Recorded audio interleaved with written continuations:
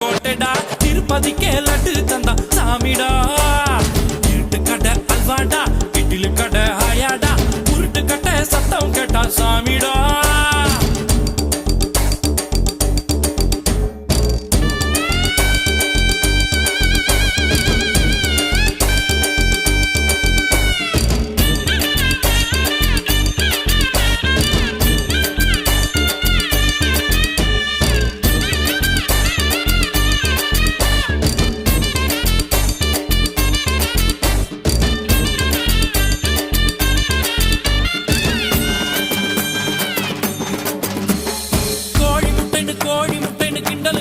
கூடாது முட்டைக்கு மேல முட்டைய வச்சா 8000 கோபாலு